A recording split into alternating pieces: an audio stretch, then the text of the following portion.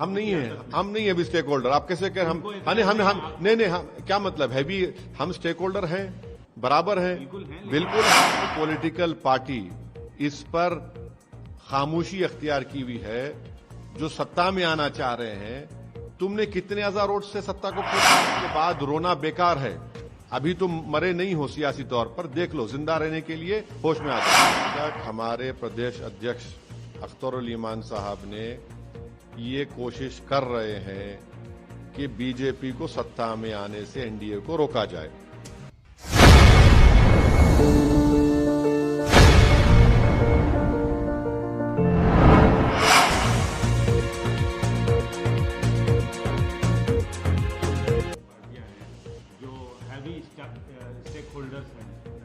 हम नहीं है अभी स्टेक होल्डर। आप कैसे कह हम नहीं क्या मतलब है भी? हम स्टेक होल्डर हैं, बराबर हैं, बिल्कुल है। नहीं हमारा तो नहीं वो छोड़ दी। देखिए एक बात सुनिए, जो पॉलिटिकल पार्टी इस पर खामोशी अख्तियार की हुई है जो सत्ता में आना चाह रहे हैं, तुमने कितने हजार वोट से सत्ता को खो दिया। ये अलग बात है कि तुमने बेईमानी करके हमारे 4 बेईमानों को खरीद लिया, अलग बात है। मगर ये होश के नाखून लो, इस पर जागो। देखिए मौत के बाद रोना बेकार है। अभी तुम मरे नहीं हो सियासी तौर पर, देख लो, जिंदा रहने के लिए होश में आ जाओ। आरजेडी की तरफ इशारा कर अरे हम देखिए अक्लमंद को इशारा काफी है। हम देखिए हम स्टेक होल्डर हैं, हमारे पेट में दर्द है तो हमको अजवान खाना है, इसलिए हम अजवान खा रहे हैं। ईसीआई को हमने अपना रिप्रेजेंटेशन भिजाया है। हम उम्मीद करते हैं कि ऑनरेबल इलेक्शन कमिश्नर हमारे रिप्रेजेंटेशन को देखेंगे, पढ़ेंगे, हमारे कंसर्न्स को एड्रेस करेंगे।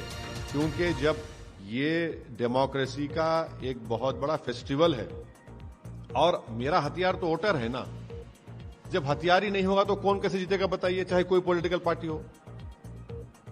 अच्छा लगे हाथ जब पूछ ये भी हम जानना चाहेंगे कि सीमांचल से बाहर निकल के आप चुनाव लड़ेंगे, क्योंकि अभी तक देखिए अभी तक हमारे प्रदेश अध्यक्ष अख्तरुल ईमान साहब ने ये कोशिश कर रहे हैं कि बीजेपी को सत्ता में आने से एनडीए को रोका जाए।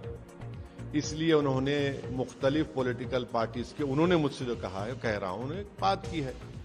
अब उनको समझ में आता है नहीं आता अलग बात है, मगर जहां तक हमारी पार्टी का मामला है, हम अपना चुनाव पूरी ताकत के साथ लड़ेंगे।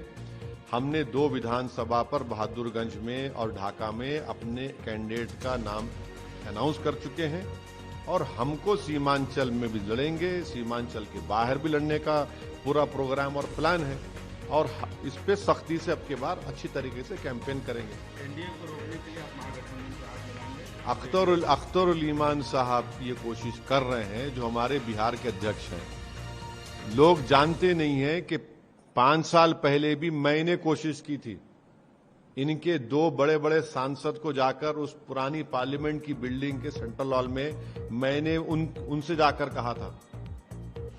अब अभी भी अख्तरुल ईमान साहब कोशिश कर रहे हैं कि हम भी नहीं चाहते कि भाजपा या एनडीए जीते वहां से। अब ये उनके ऊपर है, ये उनके ऊपर मुनस्सिर है। वो फैसला आजाद अपना फैसला लेने के हकदार हैं, हम अपनी पार्टी के हक में फैसला तैयार हैं।